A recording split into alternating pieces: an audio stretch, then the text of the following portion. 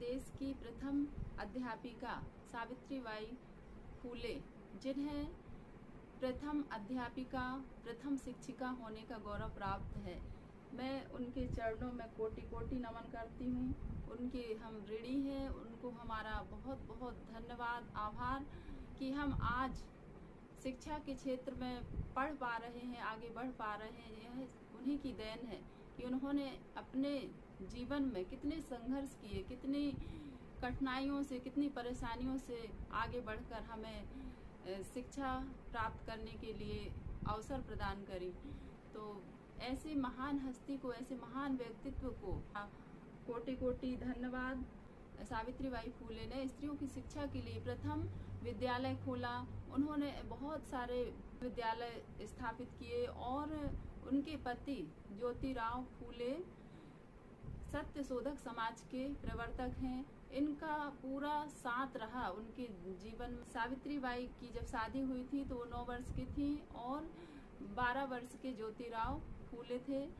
इनकी शादी के समय ये बिल्कुल भी पढ़ी लिखी नहीं थी, लेकिन उनके पति ने उनका पूरा 100% साथ देकर उन्हें पढ़ाया लिखाया और उन्हें और हम सभी के लिए मतलब गौरव की बात है कि हम महिलाएं आज थोड़ा स्वतंत्र हैं, कि कम से कम हम शिक्षा तो ग्रहण कर पा रहे हैं और अपनी जीविका को अच्छे से चला पा रहे हैं। नहीं तो हमारी जो स्थिति थी उस समय बहुत दयनीय थी, बहुत ही खराब स्थिति थी कि हमें घर से बाहर नहीं निकलने दिया जाता था। पर्दा प्रथा चलती थी, बाल विवाह होता था और बहुत भ्रूण हत्या की जाती थी।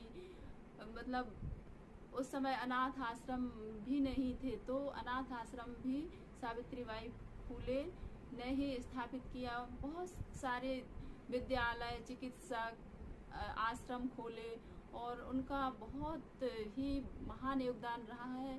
जीवन से सीख लेनी चाहिए, उनके व्यक्तित्व से हमें सीख लेनी है और हम भी अपने परिवार, समाज, देश के लिए कुछ करें, ऐसे संकल्प लें। स्त्रियों की शिक्षा के लिए पहला विश्वविद्यालय सावित्रीबाई फूले ने ही खोला और उनकी हिम्मत को, जब वो पढ़ाने जाती थी तो लोग उन पर, जो नहीं चाहते थे कि स्त्रियां पढ़ें, तो उन पर पत्थर फेंके जाते थे, कीचड़ फेंकी जाती थी और मतलब यहाँ तक कि कंकड़ पत्थर तो मारते ही थे, लेकिन मल मूत्र तक उन्होंने ऊपर डालना नहीं छोड़ा। वो जब पढ़ाने के लिए विद्यालय जाती थी तो अपने बैग में एक साड़ी और एक्स्ट्रा रख के ले जाती थी, ताकि मैं जाते वक्त मेरी साड़ी गंदी हो जाए तो मैं वहां जाकर दूसरी साड़ी पहन सकूं। मतलब उन्होंने इतना संघर्ष किया स्त्रियों के लिए। तो हम स्त्रियों को, हम महिलाओं को उनके बारे में जानना चाहिए और उनकी जीवन से हमें सीख लेनी चाहिए। हमें हमेशा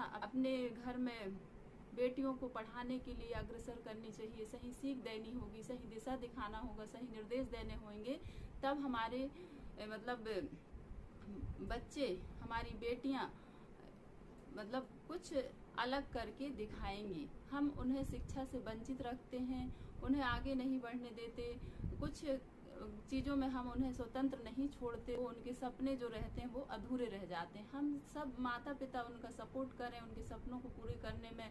जिस प्रकार सावित्रीबाई फूले ने, उनके ससुराल वाले ने उन्हें स्वीकार नहीं किया था, घर से निकाल दिया था, लेकिन उसके बाद भी उनका जो जज्बा था, जुनून था, जोश था कुछ कर दिखाने का, उन्होंने कर दिखाया और अब इतिहास रच दिया। और हम लोग इतिहास के पन्नों में उनके गुणगान को, उनकी प्रतिभा को, उनके साहस को, उनके धैर्य को हम पढ़ रहे हैं और उनसे हम सीख ले रहे हैं। ऐसे हमारे बच्चे भी बने। Thank you so much. Take care. Bye bye.